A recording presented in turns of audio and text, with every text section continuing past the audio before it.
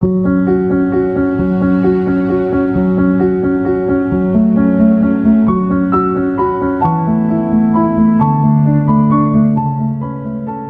jiwa oleh Friedrich Nietzsche merupakan paradoks yang provokatif. Bagaimana mungkin seorang yang terkenal dengan istilah "Tuhan telah mati" memiliki pandangan tentang jiwa? Perlu diingat bahwa seruan kematian Tuhan oleh Nietzsche melalui analogi orang gila di pasar pada dasarnya menunjukkan kematian metafisika. Namun, proyek filosofis Nietzsche bukan tentang kematian yang hampa, melainkan evaluasi nilai, di mana jiwa, sebagai konsep sentral dalam tradisi filsafat Platonik dan agama Kristen, adalah target utama dari evaluasi ini. Maka dalam hal ini dapat dikatakan bahwa, tujuan Nietzsche adalah menghancurkan konsepsi jiwa yang dianggapnya sebagai kebencian terhadap kehidupan. Kan saluran, mari kita intip bagaimana konsep revolusioner Nietzsche tentang jiwa. Beberapa poin yang disoroti dalam saluran ini seperti tubuh sebagai kecerdasan agung, doktrin kehendak berkuasa, dan manusia unggul.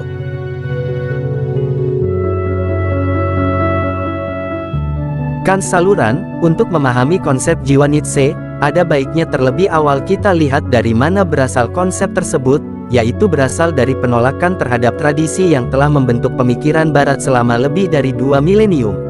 Nietzsche menilai konsep jiwa tradisional yang berakar pada dualisme Platonik dan doktrin Kristen sebagai fitnah terhadap kehidupan.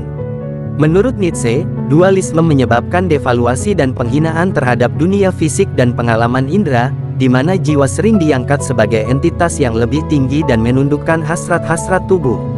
Sementara doktrin kekristenan disebut Nietzsche sebagai Platonisme massa, atau yang memperkuat dualisme. Lebih jauh, Nietzsche berargumen bahwa konsep jiwa yang terpisah dari tubuh adalah sebuah dogma psikologis dan linguistik, bukan fakta ontologis, yang mana dogma ini memungkinkan individu yang lemah untuk menginterpretasikan ketidakmampuannya sebagai kebebasan.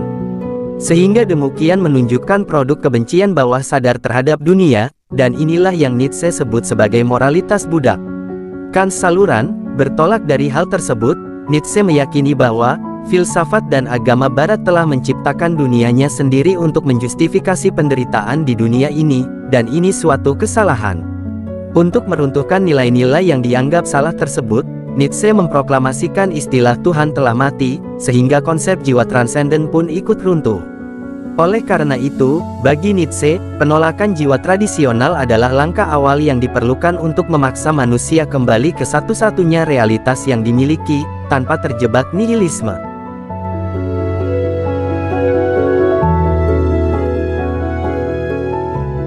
Kan saluran, setelah membongkar konsepsi jiwa tradisional, Nietzsche mengemukakan beberapa tawaran tentang jiwa seperti tubuh sebagai kecerdasan agung, kehendak berkuasa, dan aktualisasi jiwa.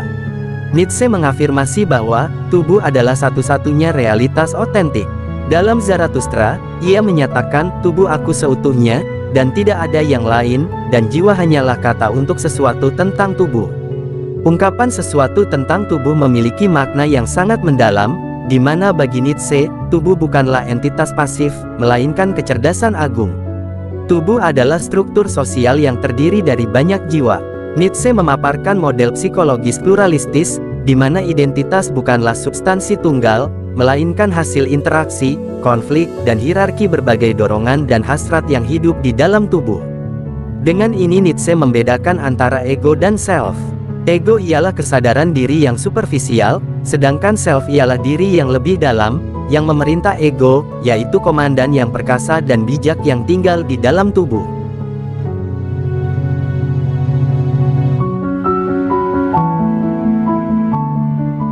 Kan saluran, menurut Nietzsche, pendorong di balik pluralitas jiwa dalam tubuh adalah Will Zurmah, atau kehendak untuk berkuasa. Pandangan ini merupakan konsep sentral dalam filsafatnya, yang diyakini sebagai dorongan fundamental di balik semua kehidupan. Penting untuk dipahami bahwa, kehendak berkuasa bukan keinginan untuk mendominasi orang lain, tapi kehendak untuk mencipta, mengatasi diri, dan mengekspresikan diri. Secara eksplisit, Nietzsche menghubungkan konsep jiwa tubuh dengan konsep kehendak berkuasa, di mana tubuh itu sendiri adalah kehendak untuk berkuasa yang terinkarnasi. Oleh karena itu, jiwa, sebagai manifestasi dari tubuh, adalah arena di mana kehendak berkuasa diekspresikan. Dengan demikian kekuatan jiwa seseorang, melalui optik Nietzsche adalah kapasitas untuk menerima realitas yang kacau tanpa makna yang diberikan, dan tetap bisa menciptakan nilai.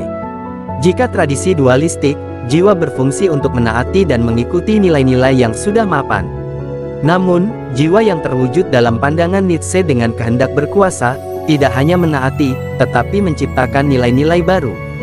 Dengan kata lain, jiwa bukan penerima pasif, tapi agen aktif yang membentuk maknanya sendiri.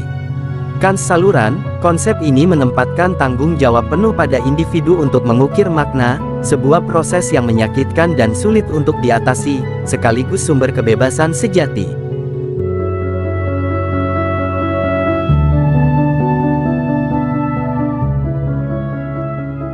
Kans saluran, puncak dari proyek filosofis Nietzsche dan manifestasi tertinggi dari konsep jiwanya adalah Ubermensch atau manusia unggul, yaitu manusia yang mampu bertanggung jawab untuk menciptakan nilai-nilai baru di dunia yang telah kehilangan nilai. Ubermensch adalah perwujudan jiwa dalam kehidupan nyata dengan tidak mencari keselamatan di alam lain, tetapi menemukan makna dan kekuatannya di dunia ini. Alih-alih merendahkan dunia, konsep ini menunjukkan kepedulian sepenuhnya, bahkan sampai pada titik di mana ia akan dengan senang hati menjalani kehidupan. Perjalanan menuju Ubermensch atau manusia unggul ialah seperti metamorfosis roh, di mana individu melepaskan mentalitas kawanan dan dogma yang membatasi, yaitu transisi dari jiwa budak yang terikat moralitas tertentu menjadi jiwa unggul, yang mengafirmasi kehidupan dan menciptakan nilainya sendiri.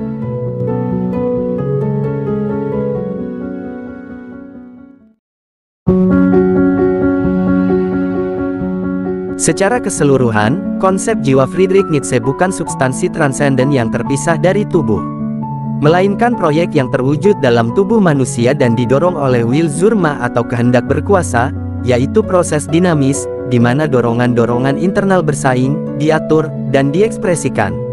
Sehingga dalam lanskap Nietzsche jiwa bukan tidak ditemukan, tapi diciptakan melalui keberanian dan kehendak. Kans saluran, pada akhirnya, saluran ini melalui optik Nietzsche mengajak kita semua untuk mengambil alih tanggung jawab atas nasib dan makna di dunia. Di mana konsep jiwa Nietzsche merupakan ajakan menjadi eksis dengan keberanian, melalui tantangan untuk menciptakan makna di dunia yang telah kehilangan makna.